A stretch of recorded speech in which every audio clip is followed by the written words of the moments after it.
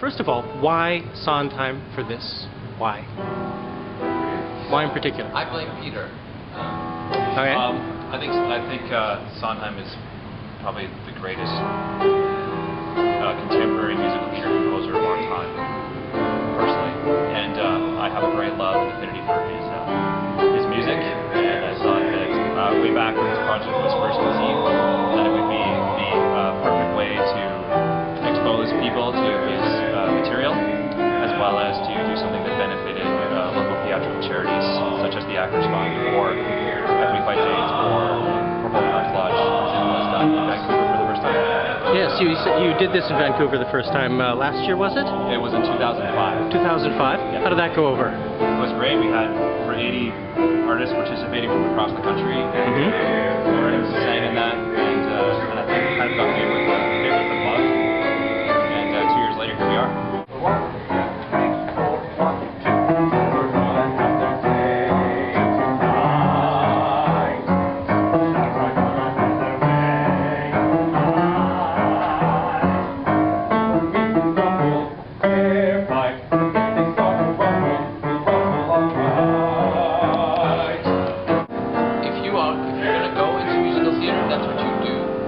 Sometimes a bit like, I guess, like Wagner is for the classical people. It's that mountain that sits there, and you know that ultimately, if you're going to call yourself a musical theater person, you have to pinch yourself against the Sondheim. And I think that's why everybody has agreed so readily to be part of it. I'm sure that's why you've agreed to be part of it. And from the musical directors to the performers to the audiences, there's a certain something that goes on when you say we're doing Sondheim.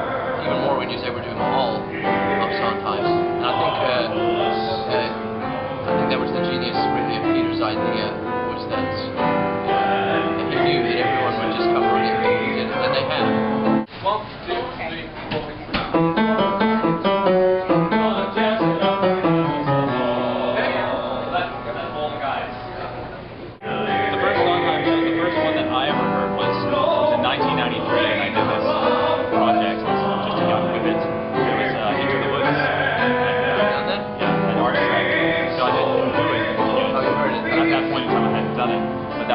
The first Sondheim piece I'd ever heard was Into the Woods, and of course, you know, it's full of themes that are, you know, sweeping across, you know, parents and children and life and all those great big huge issues that we all go through in our development of who we're becoming as human beings. And there's those, you know, agonies in there and some great songs in terms of things that I knew that I would want to be a part of in the future.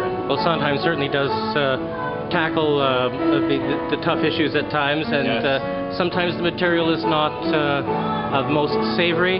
Sweeney Todd, for instance, a lot of people are turned off by that. Yeah, no, the whole idea of cannibalism in music. Now, as he's speaking, the first time I ever heard Sondheim was Sweeney Todd. My parents had the Angela Lansbury Lane Carey album, the white one with the red, and I just remember to this day, and I must have played that. Well, since I was 8 or 9 years old, I played it, and I'm old now.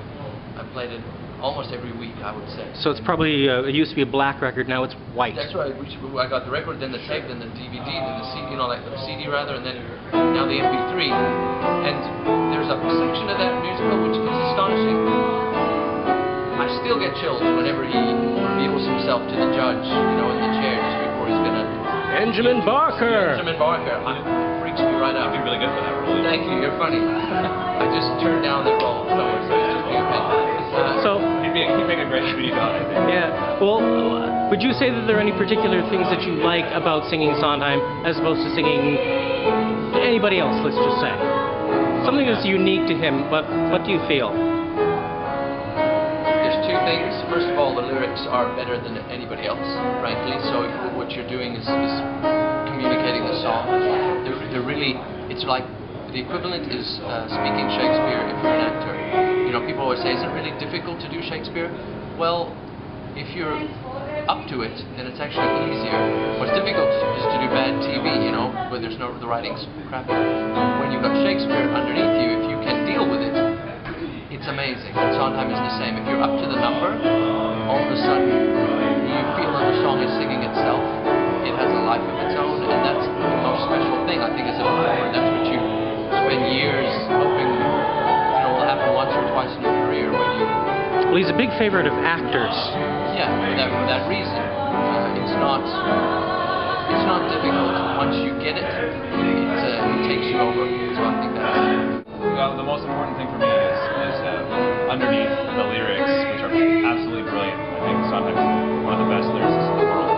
You've got this music that supports the emotional dynamic of exactly what the characters are singing about. And a lot of that informs all the hundreds of choices that you make, the dynamics of what you're singing. So the thing with Sondheim is that how you choose to feel about what you're singing and what you're imagining while you're singing it is going to inform how it's being sung, because it is so accurate, which is exactly, as Warren was saying, is like Shakespeare. Pentameter informs the choices that you make on emotional lines in Shakespeare. You've got this exact same dynamic being infused by the text and the music, and it all comes together. And you can feel it in your gut. Yeah, and you also, you know what you lose? You lose the show tune thing. That's the only thing. You don't get a lot of standards. You know, they don't do a jazz standard of Sondheim a lot. No. Because it's so intense. It's so specific. It's so in there. Specific to the moment, to the plot, Yeah, to the show. He's not ever, and I know that they had to do this in the time the Broadway, you know, the 20s or the 30s. Yeah. They had to get a hit, right? That would, and Andrew Lloyd Webber's brilliant at this. You know, he has a song that can be lifted out of the show and isn't that specific to the moment that it can't be sung by Barbara Streisand. I think that's one thing I love about Follies. That's one thing I love about that show. That you can take stuff out of it. Yeah, like Broadway Baby and Losing My Mind. It's a whole bunch of standards all strung together. You know, there's these songs in there that are just fantastic, and they've all got this kind of Broadway rhythm underneath them, and I just think that show's really, really unique for that.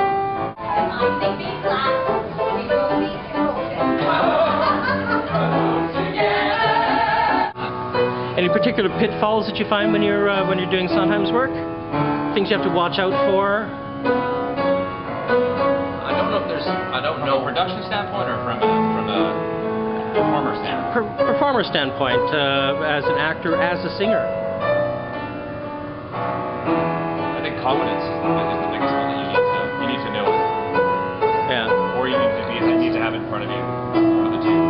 You're not confident. I think that. Look, it's like any great music, you know. If you're really up to it, it'll shine, make you shine like nothing else. Yeah. If you're not up to it, it'll kill you. And my mother's a cellist, so there was always music in the house, and you get used to the idea that playing the cello is something that is, you know, you look at it and you go, that's pretty good. I could probably do that. Until you hear a bad student come in the house. Or you try the cello. Yeah, and then you realize, oh, okay. And you see that with a Sondheim. If it's someone who's not quite up to it, it's diabolical. Yeah. You can get away with a lot of Rodgers and Hammerstein, I think. It's also easy to oversing. I mean, you say that. Like, I just find that sometimes people sing Sondheim too much. Well, Sondheim has said that he prefers actors who sing rather than singers that you have to teach how to act. Yes. Damn it. That's why we're producers. Oh, I see. But you're also singers. I'm kidding. And you're also performers. You're also actors. Yes. And well, we're looking forward to this production. Give us the dates. September the 21st, September the 28th, and October the 5th. www.sondheiminSeptember.com